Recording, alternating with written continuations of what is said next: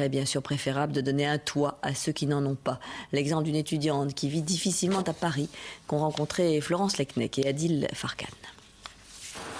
Immeuble de prestige, chambre de charme, vue sur tout Paris, 500 € par mois.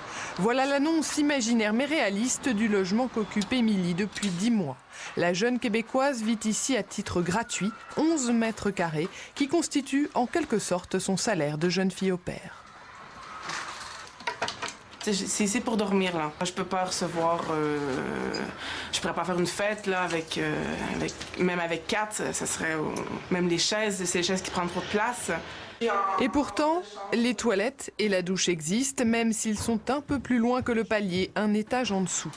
Ni plaque de cuisson, ni frigidaire ne sont logeables, elles s'en accommodent, mais refusent de faire plus d'efforts. 4 mètres carrés de moins. Mais là, je prendrais même pas mon petit déj ici, je crois. Je m'en irai tout de suite.